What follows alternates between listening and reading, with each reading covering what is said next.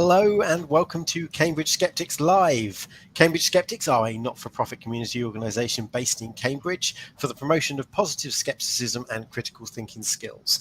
I'm very excited this evening to have I Can Science That with us. We've only just met for the first time this evening, but we've worked with him before. I don't know if any of you remember, we did a measuring the shape of the Earth experiment over a year ago now. And that was organised by Matt here. And that was his fault, was it? Yes, that was his fault. That was why we stood out. Field. Yes, going, where is the sun? Yes, so that was all his fault, and we had a great time doing that. But yes, very glad to have him here this evening, and he's going to talk to us about how we can make a better flat earther. So I'll hand over to you, Matt. All right, thank you. Actually, it was June of last year, so 11 months ago. The solstice, sorry. The solstice. It was on the solstice. You're not hinting we have to go back out there and do it again, are you? Not unless you want to. But you guys are near Bedford. Maybe you should reproduce the famous, Bedford level. We dedicated a fair amount of time. Yes, with a friend of ours to try and do another experiment there. Yeah, but we ran out of time in the year effectively. So I think his plan is to do something with it this year, but it is starting to get a bit late in the year. I would have expected him to start, but that involved setting up massive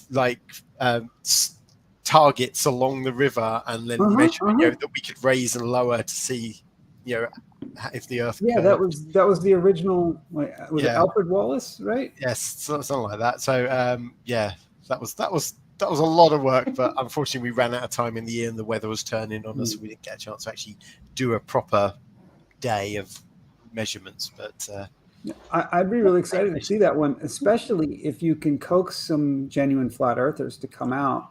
We had some turn up while we were setting it up. They came along, and stood at the river with their cameras and went, "Yeah, it's flat." And, so I'd be interested to see if them come along and actually for the actual event and see what we do. But I don't. Fair, it is pretty flat out there. Yeah, you do. Honestly, you walk along that and you're like, I can get where they're coming from. It looks flat. Absolutely. I mean, it is flat. It's only flat, except for when it's curved. Yes. Right. Yeah, and that's what it's all about. So, I guess we'll start. You want to share my screen, or okay? There we go. All right. Awesome. I go by the name on YouTube. I Can Science That, and what that's really about is turning science into a verb. Right. I really like that from The Martian. Right. When Mark Watney decides he's going to science some stuff. And so I like that. That's what I'm about. And that's what I'm mostly going to talk about today is, how can we take an extreme view of something scientific and put it to a test instead of just going with pure raw speculation? Can you actually test it? So let's start off with, I'm going to see my notes here. Okay, so what have I got here? So we'll talk about flat earthers. Flat earthers are sort of a hobby of mine. I'm not a flat earther myself, but I'm aware of them, and I do like to communicate with them, talk as collaboratively as they're willing. To get their point of view and sort of understand where they're coming from. And in this case, we're talking today about how to improve their presentation. Like if you're a flat earther and you happen to be watching this, how can you put forth your ideas in a way that will have better impact on someone like myself? And I think the other skeptics here in the room. So flat earthers often like to consider themselves as the ultimate skeptics. They say, we've heard about your globe. We're not buying it, right? We are skeptical. We're skeptical of this whole globe thing. But the correct use of the word skeptic, I think, does not just mean nuh-uh. You don't just say no, right? That's not being skeptical. That's just being contrarian. And so I would like to propose that perhaps flat earthism is not presenting itself as skepticism so much as it is presenting as contrarian. I have a note here that the commonly used term is science denier, but I was discussing with another YouTuber by the name of Flat Earth Math. Do you folks know Flat Earth Math? Are you aware? Yes, I've heard of him, but I don't know if I've seen any of his stuff. Okay, he's quite good. He's a math teacher and really great guy. He's got a YouTube channel that is about ways to test whether the Earth is flat or round. And I was discussing with him. He does not like the word denier. It's kind of a loaded term. So I was not willing to grant him skeptic, because skeptic implies that you're going to withhold judgment until evidence is presented. But that means that when the evidence is presented, you need to accept it. And if you continue to deny the evidence, right, that's where the mainstream tends to call that a denier. I will propose a contrarian, perhaps is a better word. Someone who just says no to like everything. So let me take a moment to, in case for those who aren't super down the rabbit hole, how does this whole thing get started? How do you start to believe that the Earth is flat in the first place? I'll start us with experts can definitely be wrong, and that's experts. I should put quotes around that, right?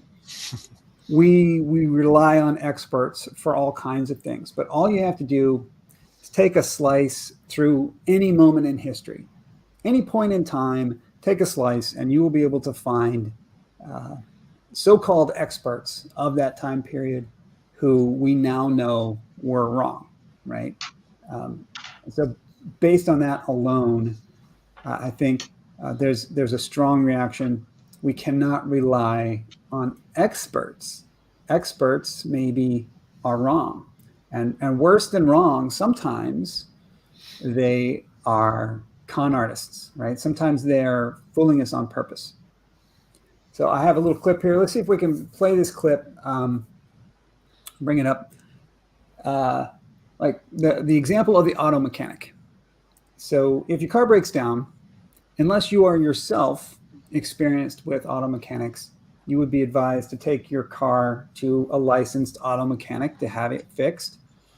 And yet, these auto mechanic experts have it's a cliche, really, that they have the reputation that they are, going to scam you. Let's see if this plays. What the hell is it? I don't know. Not $700, sir. Right. So with that, we know that experts might be wrong, or worse, they might be deliberately out to fool us. So where does that leave us? So that leaves us with wake up sheeple, right? Stop listening to these experts. We must make our own decision on our own. We can't just follow along with what we're told.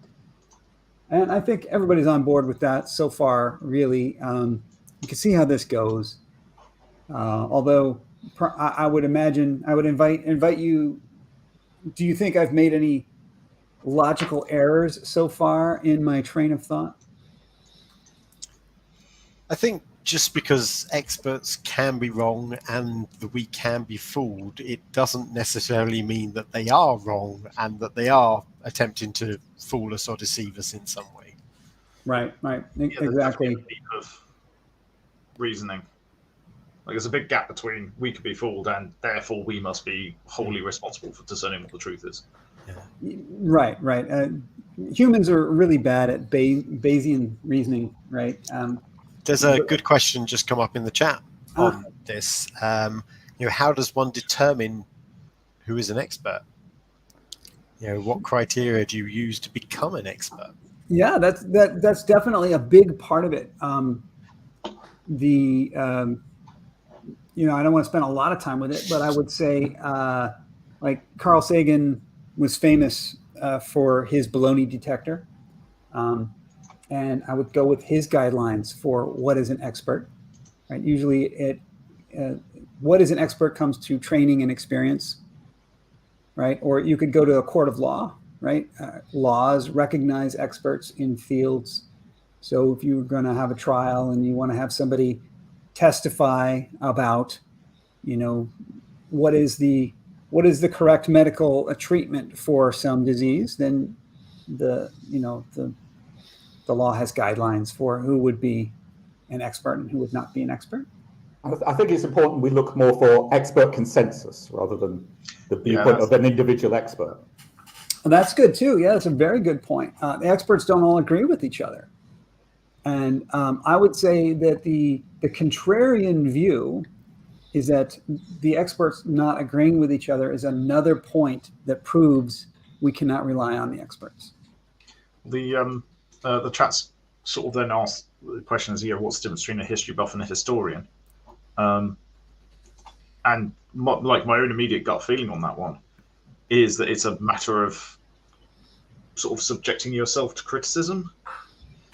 As a historian, you're constant, or as an academic, you're constantly subjecting yourself to peer review and to that sort of criticism. Whereas a history buff, you might be very interested in the subject, might be very knowledgeable, but that doesn't necessarily mean that you have all the same, I suppose, critical thinking, course correcting mechanisms in place that an academic or an expert is more likely to have and probably pays more attention to. Yeah, I would even go one further to say that a history buff could transition and become a history expert. They could be recognized. I'm thinking of one,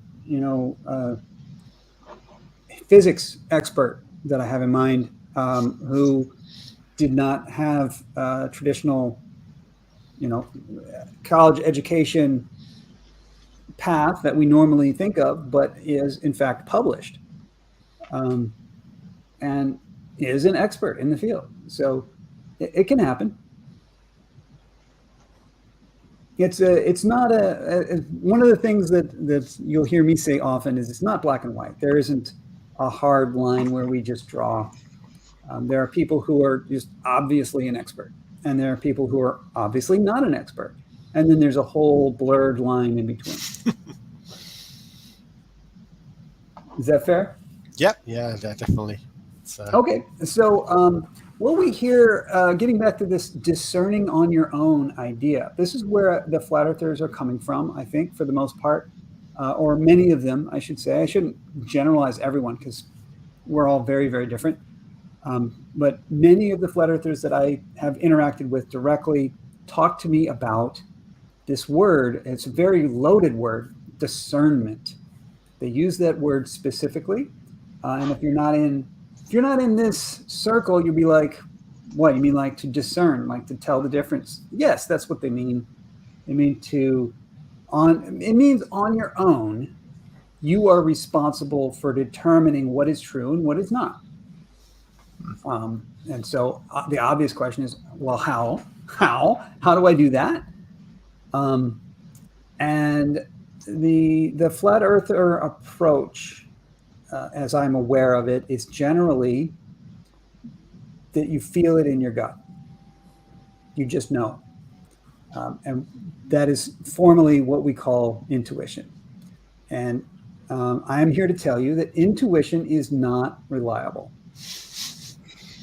How do you know that? Is that intuition? How do I know that? Well, I know that because I have tested that. And that's one of the big things. One of the things that if I can ever have any positive influence on the world, hopefully one of those positive influences will be that early education will stress this fact that intuition is not reliable. And we can show through very simple little science demonstrations that that's the case. Just do little demonstrations and you see, oh, isn't that amazing? When you say, isn't that amazing? That's because it's not what you expected. it's because it was not intuitive, right? But obviously it's happening before your eyes. It's definitely real.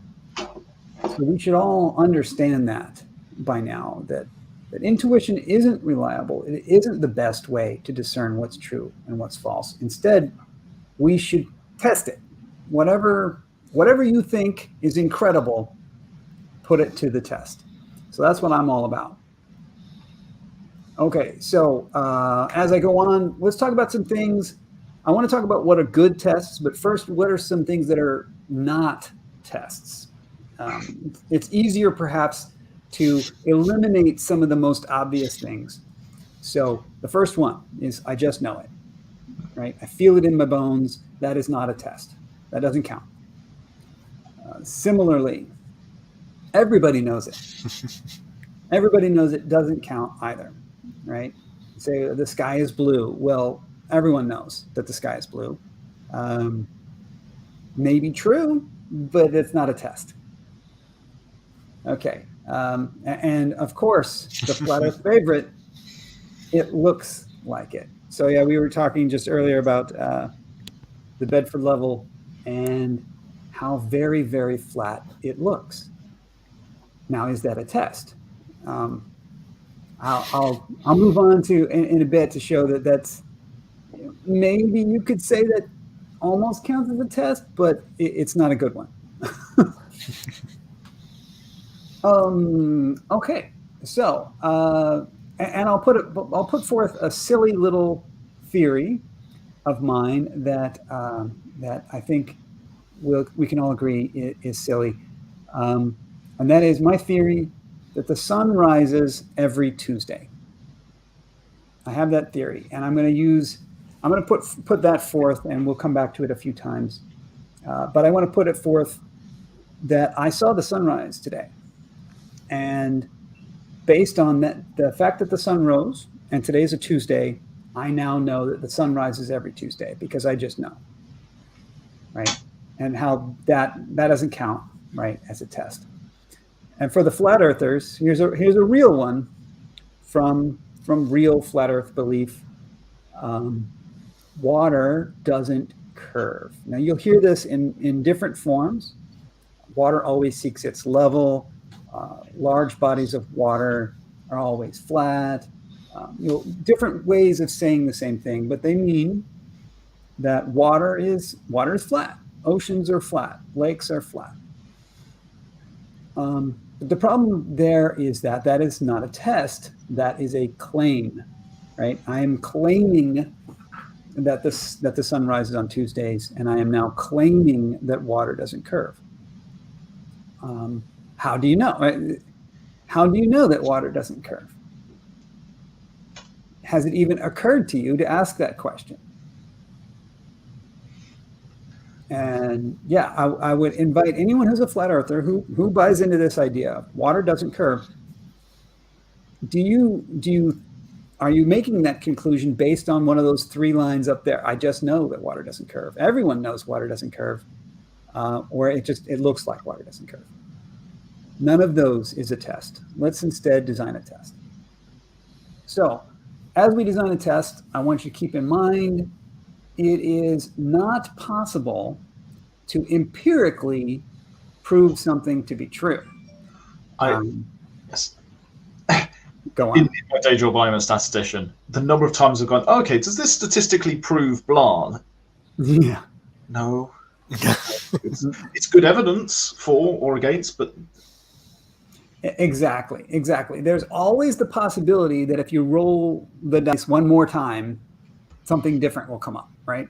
For example, like the sun rises every Tuesday. Well, how long will I have to continue repeating that test before I have confirmed that it is literally every Tuesday, that there is not one Tuesday coming in the future that the sun won't rise? It's not possible. I'll have to keep testing forever until we eventually eliminate anything else. Eliminate Tuesdays. But is that an unreasonable standard then? Or is it, for the purposes of whatever, Exactly. It is an unreasonable standard. I agree that expecting that that I should be able to prove something like that is not reasonable. But that means that tests designed to verify the truth of something are kind of weak. A much better test is something that can falsify a theory. For example, I'll talk about falsification. I'll talk about Carl Sagan again and his dragon. Carl Sagan had a dragon in his garage. I don't know if everyone knows this. But yeah, he had a honest to goodness, genuine dragon that was in his garage. But if anyone wanted to see the dragon for themselves, then he would simply point out that it was an invisible dragon. So you couldn't see it. And then they said, well, then can I touch it? It's like, no, it's not a physical dragon. You can't touch it. And so anything that anyone would want to do to try to falsify the existence of the dragon, he would simply point out that the dragon is immune to that type of test, right? And so from that, the analogy is that if your claim cannot be falsified, then it cannot be tested, right? If it cannot be tested for falsification, then it isn't even a legitimate claim. It's just something you made up, right?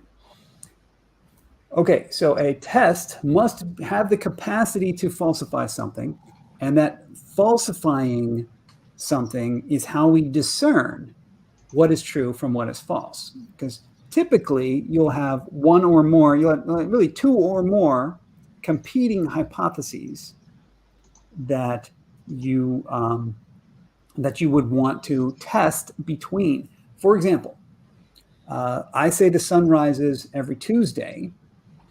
Can you think of an alternative hypothesis, perhaps, that I ought to be testing as well? Anyone gonna jump in? I think it's pretty obvious. It rises on other days as well. Yeah. Yeah, exactly. Or that it's So that brings us to the idea of a useless test. A useless test is what we tend to fall into. This is the trap of, like, the confirmation bias test is one where I believe that the sun comes up every Tuesday. And so what I'm going to do is I'm going to say, let's meet back here 1 week from today. And in the morning, we will all go and look to see if the sun rises on Tuesday. And he's sending us out into a field again. Yeah. That's right. Go out in the field.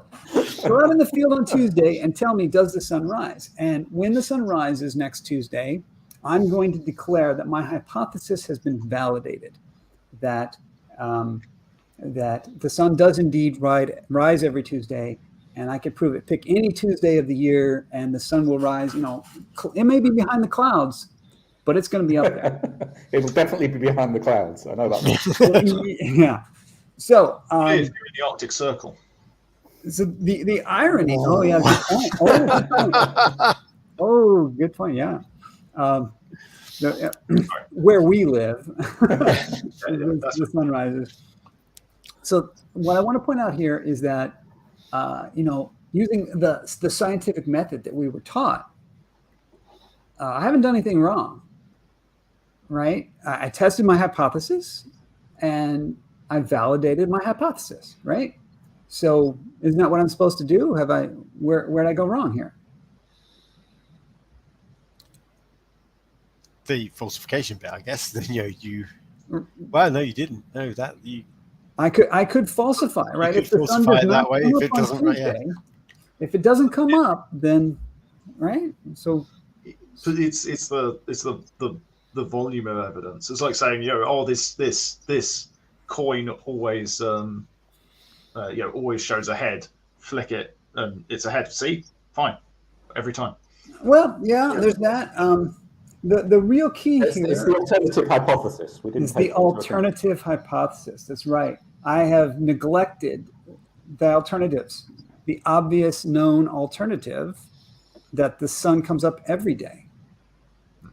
So how about tomorrow we do it instead? How about Wednesday we go and see if the sun rises? and instantly falsify my hypothesis, right?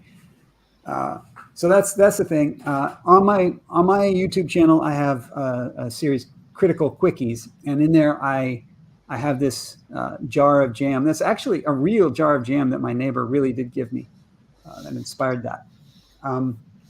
And I hypothesize that it's strawberry jam, but then I point out, well, maybe it's raspberry jam. So the useless test is to say raspberries are red. So if it is red jam, that proves it's raspberry jam. And I think we can all see the obvious flaw there, that the test of color is not useful to determine the difference between raspberry and strawberry jam, right? Okay, so taking that in mind, let's see a real one. Here's one of the most famous flat Earth tests ever conducted. You're laughing, so I think you're familiar with the experiment. Yep. By a YouTuber by the name of Sleeping Warrior. So I got this clip here. I would have used Sleeping Warrior's original clip, but that channel got removed for terms of service, and so the video's gone. But Bob the Science Guy quoted it, so let's watch his version. So what are we going to hear here? Okay, so if you're not familiar, Sleeping Warrior does not believe in gravity. He believes in something called relative density. So he has designed a test to prove that gravity does not cause things to fall, but it is in fact something called relative density, which is different from gravity, that causes things to fall. Let's watch him experiment. Your volume was a bit quiet on the last video, so I don't know if you want to, if you're able to is there anything I can do? slight. Oh, I can crank that. This is an egg. That's My good. hypothesis is if I change the medium's density, the egg will move. All we need to do is pour some of this in. Hey, what do you know? The egg's immediately moved. Okay, so he did an experiment and he validated his hypothesis. Great job, Sleeping Warrior. The problem is, and I think it's pretty obvious to anyone who's not really allowing their bias to take over, the problem is that this test produces the same result under standard gravity that it does under whatever idea that Sleeping Warrior has. So the test did not eliminate gravity. It validated both his theory and gravity at the same time. So it really didn't tell us anything. Okay. All right, so summing up what we've got so far, I want you to test it. So when you see a claim, how to be a better flat earther. You see a claim, you're going to be skeptical of it. You're going to say, how do we test that? And that applies to globe claims as well as flat claims. So somebody says, now the horizon always rises to eye level. I want you to say, how can we test that? Or they say, water does not curve. Water does not curve. How do we test that? And no, that doesn't mean you pour water onto a basketball, right? That's not how to test that. Come up with a way how to test it. And if you can't test it, then you're in a trap. As you're starting to do this test, you're trying to come up with a way to test it, you need to look at the competing theories, right? The pouring water over a basketball does not conform to what mainstream science says should happen for water on a globe, right? So we need to look at something that would be able to tell us the difference between the two competing theories. Like if you have one theory that the Earth is flat and water is always flat, and another theory that the Earth is a ginormous globe and that water actually curves at that particular rate, you need a test that can work to tell the difference between those two things, right? Nobody says that water or that gravity pulls water onto the outside of a basketball. That's surface tension. Side note, you pour water on a basketball, it does get wet, right? The water does stick to the basketball. right? That's what wetness is. But anyway, moving on. What you need to do is look at your theories, your two competing theories, your two or more competing theories, and ask, how are they different? And when you identify with the difference, that is your hook for something that you can test. Okay, here's another clip. I know it's going to be too quiet, so I'll just sort of narrate it. In this one, I want to point out that I don't think these extreme contrarians, the flat earth folks in particular, I don't think they've really thought about things in this way, that we can test it, right? We not only can we test it, but we must test it. So what we have here is a clip from Jubilee where the interviewer has 3 globe earthers on screen right and 3 flat earthers on screen left, and the interviewer is going to ask them, can we achieve scientific consensus? And then the ones who step forward think that we can, and the ones who don't step forward say that no, that we cannot. That's very quiet. Yeah, it was quiet even in the original. What is the question? Scientific consensus is possible.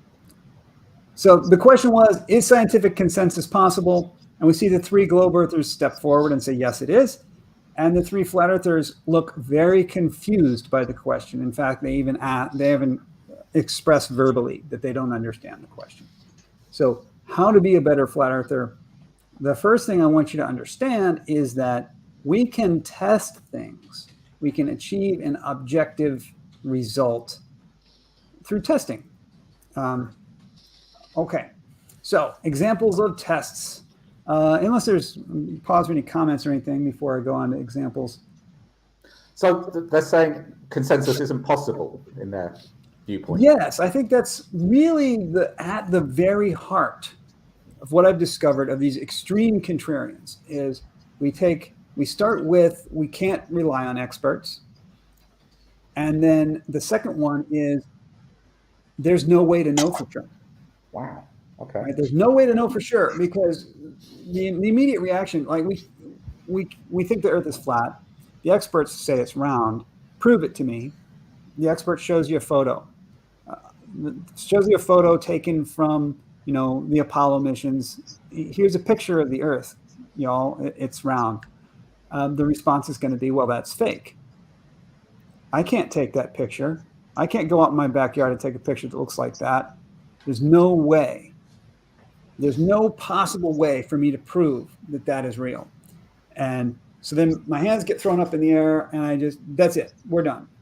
I now must just discern. I just must use the feelings in my bones to know what is true and what is not true. That's the only way. Until we've got personalized spaceships, we could all just be zipping around the Earth. We're not gonna reach. I'll go you further until every single person on the Earth has their own personalized spaceship, and they choose to use it. We will still have people who deny that the Earth is round, and in fact, even then, you could hog tie a flat earther and take them up to space and Clockwork Orange their eyes to force them to look, and then they would just say, "Oh, you drugged me." You put some gas in there, yeah. The windows are curved. There's a big VR rig. This is all fake, and it's because they always come back to that.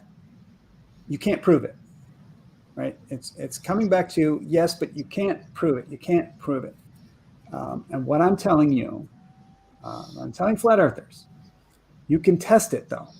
Maybe you can't prove it, but you can test it. You can see what's really true and what's not, based on some pretty simple to do. You can do it in your backyard tests, right? And we mentioned one already. We mentioned, no, hold on, I lost my screen. Okay, here we go. We mentioned one of the things that's just really, really easy to test because everyone has access to it are the positions and the motions of the sun, moon, and stars.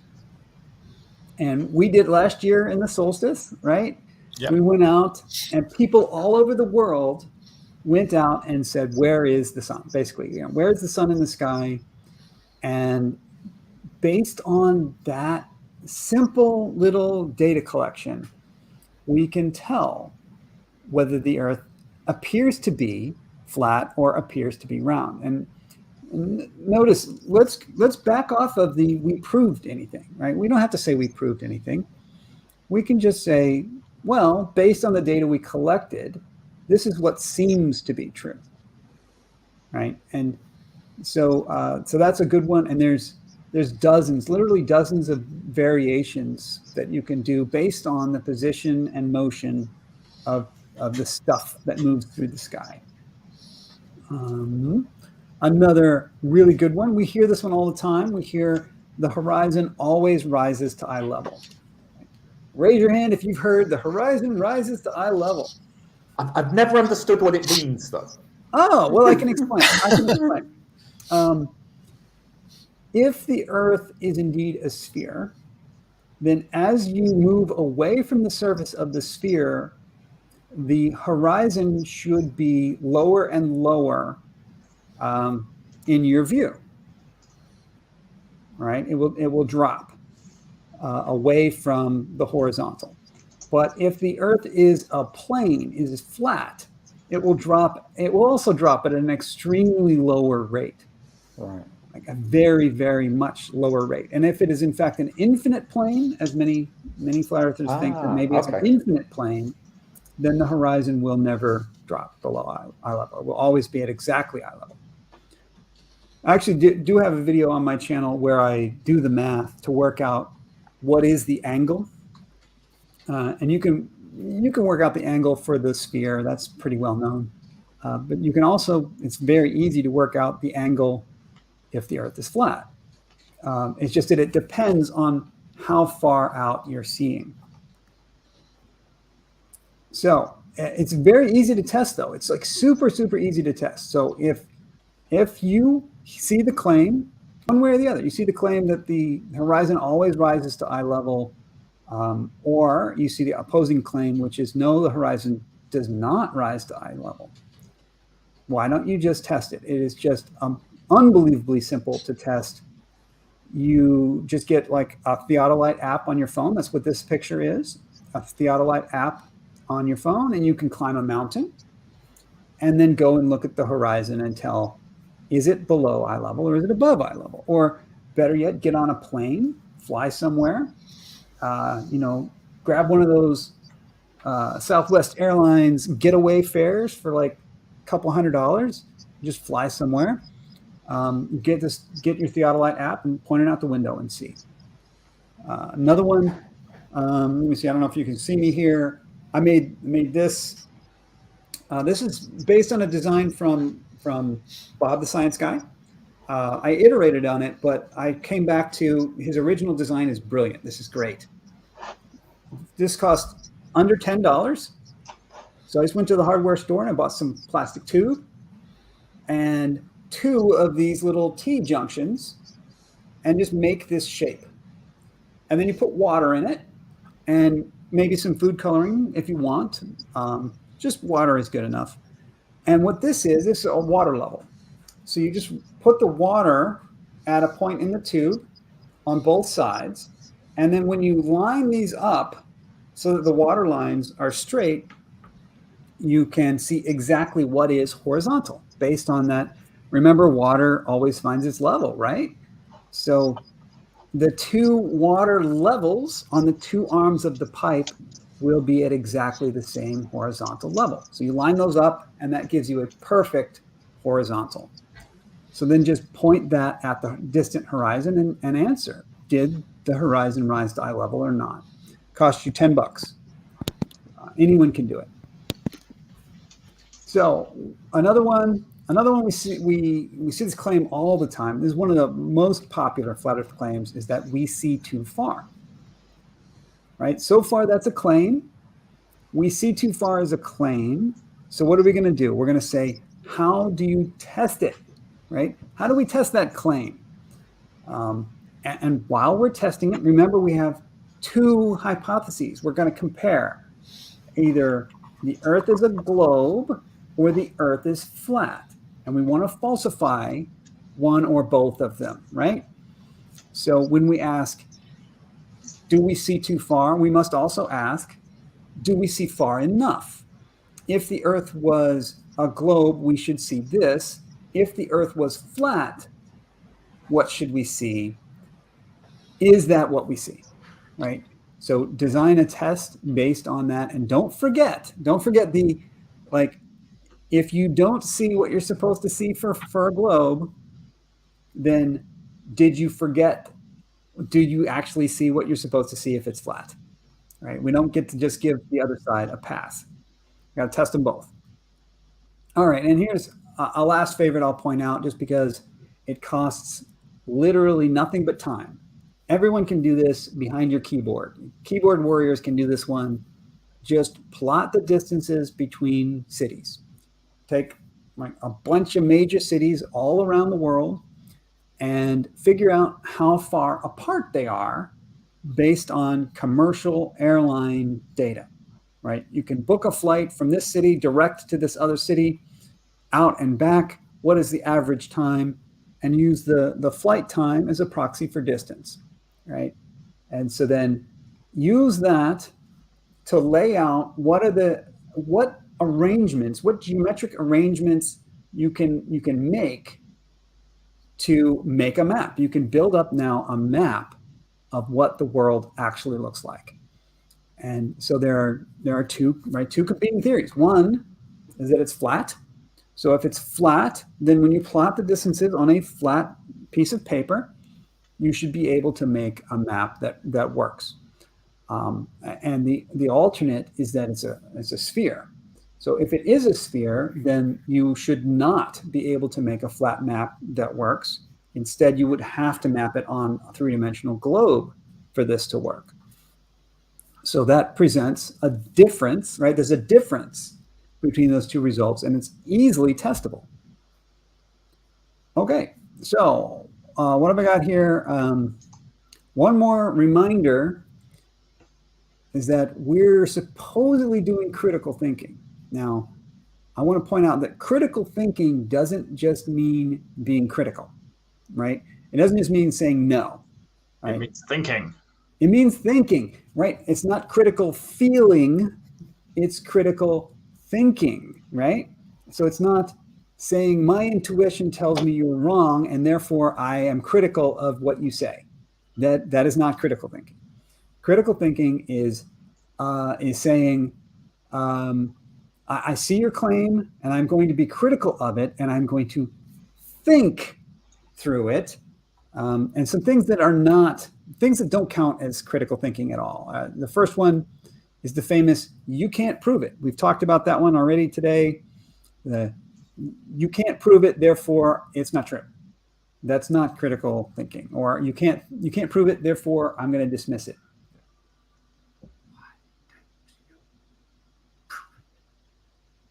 Right? That doesn't count. That's not a legitimate rebuttal to one of these tests. If somebody puts forth a test, we don't claim, right, that seeing the sunrise on Tuesday does not prove that the sun rises every Tuesday, and saying that it doesn't prove it is not a rebuttal, right?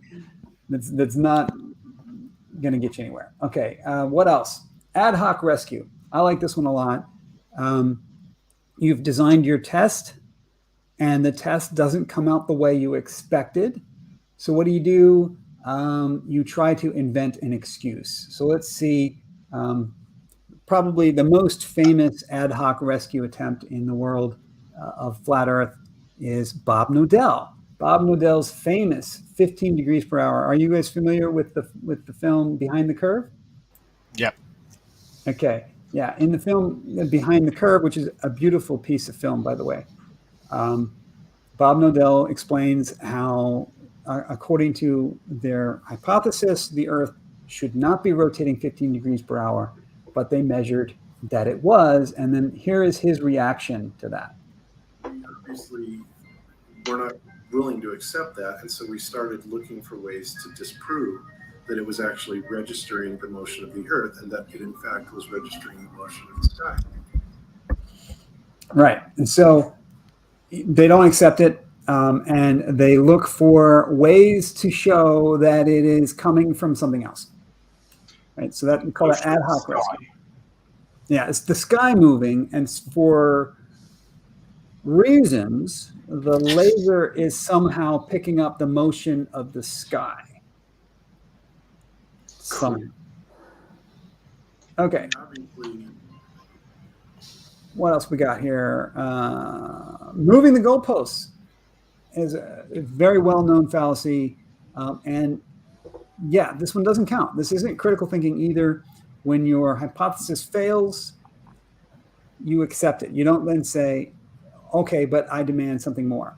The classic example is, the flat earther says,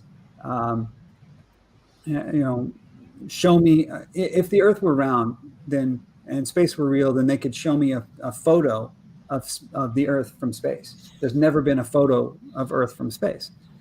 And then you whip out photos from the Apollo missions or something, and you show, here's a photo taken on film of the Earth from space. And then it becomes, oh, well, yeah, but where's the live video, right? Okay, now that's called moving the goalpost. You had just asked for a photo. I presented the photo. You now need to accept the photo. Like, you're welcome to ask for video, but before you do so, first, please acknowledge, okay, you're right. There's a photo, right? There is a photo that I asked for, and that is an excellent piece of evidence. I wonder now, is there also a video, right? Simply dismissing the evidence as we move the goalposts back is not critical thinking. What else we got? We got deflection. Another one is deflection or whataboutism, right? Is when you just say, I present the photo, and then it becomes, yeah, but water doesn't stick to a spinning ball, is your response. We're just changing the subject to something else because you've lost. So that doesn't count as critical thinking. So I'm asking you to be a better flat earther. What you need to do is stick to a topic and drill in a little deeper until you get to the logical end, right? And find out what is really true. You don't find what is true just by skipping along the surface from one object to the next. Another thing that definitely does not count as critical thinking is magical thinking. Here's a real picture. The one on the left there is a picture I found of somebody thinks that's what the Earth looks like. So it's flat, and there are lands. You'll see there's lands out beyond the ice wall, right? The ice wall of Antarctica, and there's a gap. A couple of gaps. There's a gap here out into more lands. There's more lands that the experts, I don't know, NASA, whoever, are hiding from you. They're hiding this from you. And there's another sun out here and stuff like that. Now let me ask you, if you are a flat earther and you're really into this, whoever drew this, where did they get this information from? Where did they, right? This is made up, right? let's get real. Whoever drew this image has not been to these locations, has not plotted these locations. They just plumb made it up. And we call that magical thinking, right? We just inventing things. That does not count as critical thinking. I talked in some length about the useless tests. And also, the last one I want to point out, because we see this in the flat earth circles, and I want you to let this one go, is semantic arguments. Semantic arguments are, for example, things like, let's say, right, science is the study of the natural world. Therefore, if you use a an apparatus during your scientific study that is not a natural object, that doesn't count. It's not science now, right? So if I, for example, I want to test whether two objects are attracted to each other, perhaps I might build something like the Cavendish experiment, a big torsion beam, and put masses on there and see if they are deflected. And then the response might be, this whole torsion beam is a man-made object.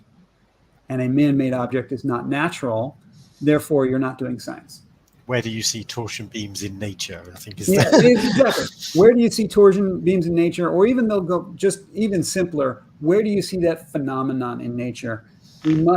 Science only works based off of phenomena that are observed in nature. So if you don't have a natural observation of that, then we're shutting this whole thing down now because it's not science. And that's all. It's a semantic argument. We're just trying to play word games here, trying to use very specific definitions of words to try to shut down something. And so I want to ask you to come back on all of these things. On all of these things, just constantly remember, we were trying to discern truth from falsehood. Is it true or is it not true? At no point did we say, I wanted to discern whether it is natural or not natural, right? I said, is it true or not? So do man-made objects behave in a certain way? Is perfectly valid way of testing for the truth of something, right? It does not have to be a natural, like grown out of the earth apparatus or something in order for it to be true. Right? Many things are man-made that are also true, real, genuine objects, right?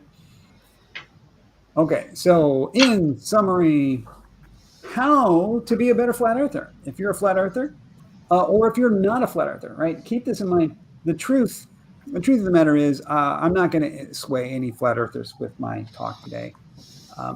What I might do, what I hope to do, is to influence some regular folks out there to see how can I apply these same things in my own belief system, right?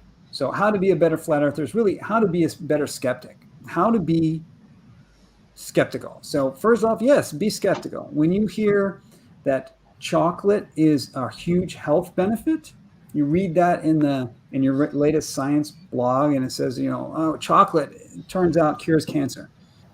I want you to be skeptical, right? Don't just accept that because I really like chocolate, I would really like that to be true. So I'm just going to go out and buy chocolate and not feel guilty about it, right? Remain skeptical. Demand tests. If it is true, it is testable. If it is not testable, then it's really not worth our time to argue whether it's true or not. There's no way to tell, right? If there's no way to test it, then there's no way to tell whether it's true or not. So demand that there be a test. And if someone presents a claim, ask them immediately, how do you test that? How have you tried to test that? How can I try to test that? If you don't have answers, then your claim is not good enough. You need to go back and come up with a test. Okay, and so for Flat Earth in particular, require that these tests are able to distinguish the difference between Flat Earth and Globe Earth, right? A photo of Chicago over the lake is the beginnings of a test. Though it cannot distinguish between flat and globe, or perhaps it can if you look at it in the right ways. So I'm not telling you the answer, but I am telling you, design a test that can tell the difference. And here's a big one. The Flat Earth community it's a community. It's a community of people that get together and they share ideas. And the main driver, we remember from the very beginning of what I talked about, the driver behind this is that we've been lied to and we're not going to tolerate that, right? So if you want to be a better flat earther, do not tolerate lies. And that means within your own community, lies should be absolutely the worst possible thing that you would ever tolerate, right? So don't stand for it. If another flat earther comes forward with something that is a lie, call them on it. Don't allow that to grow within your community and spread. We are not going to tolerate lies. And the same thing goes for, debunkers and everybody else out there. You hear that chocolate cures cancer. Don't spread that information unless you are able to demand a test that is reliable and can distinguish whether that's true or not. And then if you find that test and it does not validate the claim that chocolate cures cancer, then I want you to call that out and definitely spread the information that is not true, right? And lies are a spectrum, like all things. It's a lie is a falsehood that was told intentionally, and the intentionalness of it, sort of a flexible thing. Maybe it was an accident. Maybe it wasn't a deliberate lie. In that case, I want you to demand corrections. So if somebody posts something that is not true, maybe they weren't lying, I expect that you point out it was not true, and this is how we tested to see if it was true or not. And I demand that you correct. If you want to be part of our truth community, you must demand corrections when errors are made.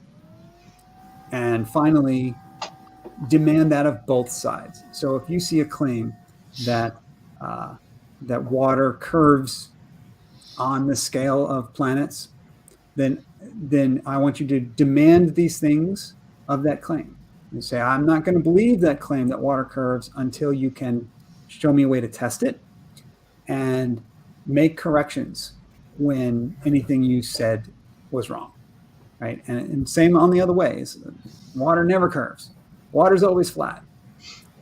Demand a test that can distinguish whether it is flat or not, and do not tolerate if somebody refuses to accept the results of your test.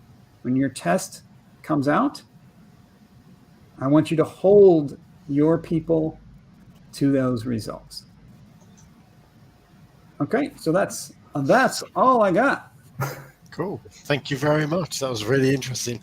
There is one thing I would like to add to that list. Go. Credit your sources.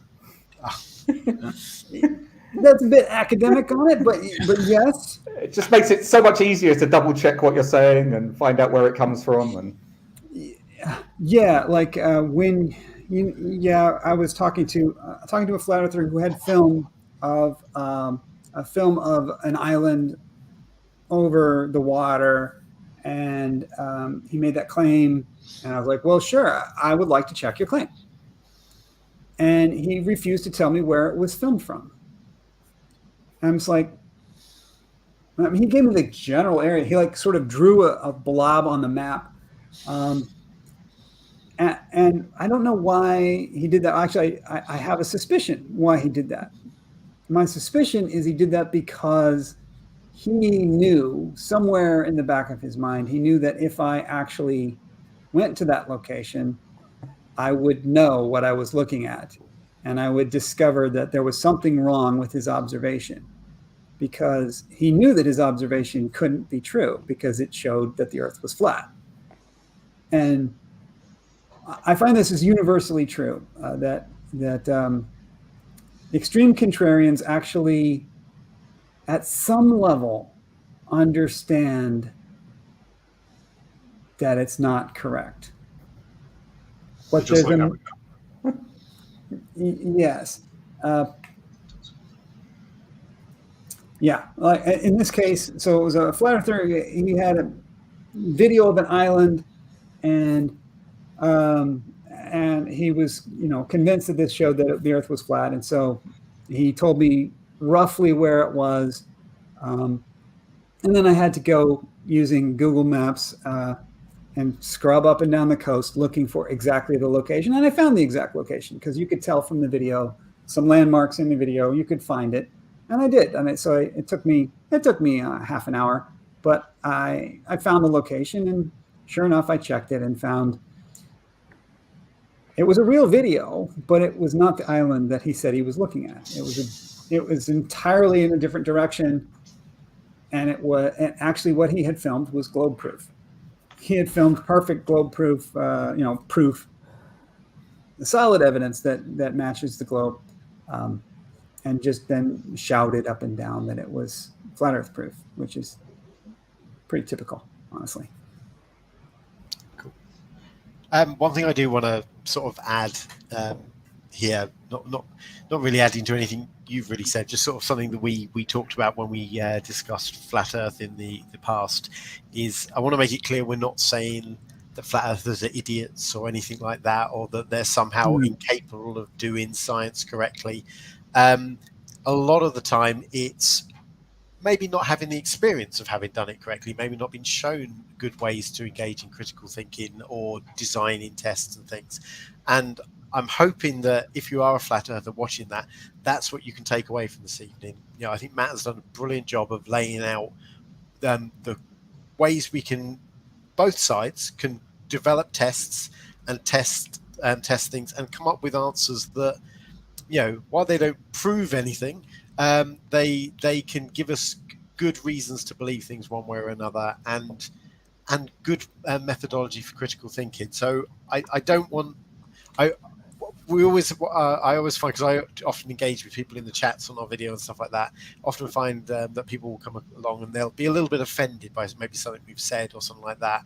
And I really hope that nobody is. We're not saying you're deficient or anything like that. You know, we're just saying that if you've not done science before, you might not know the right ways to go about doing it. And I think that Matt's done a brilliant job this evening of laying that out, and why there are good ways and bad ways of doing these things. Yeah. I'm going to double down on that. It's easy to make fun of flat earthers, and that's why they are such a popular choice, because the cliche of bad critical thinking. But the truth is, we can learn from them. We can learn about these little pitfalls, these simple little pitfalls, like simple little things like testing on Tuesday to see if the sun rises every Tuesday is an example. It's an obvious example, but it shows a mistake that's very easy to make, and is not maybe well taught, right? We don't stress that when we teach the scientific method. We don't normally really stress the importance of testing those competing hypotheses. And so it isn't, I don't mean to be just like making fun of flat earthers here. I know, I'm sorry if I've offended some folks. What I want is all of us, especially the non-flat earthers, the regular people who've never given this any thought. How can I test something? Where do I draw the line between who is an expert and who's trustworthy and who's not?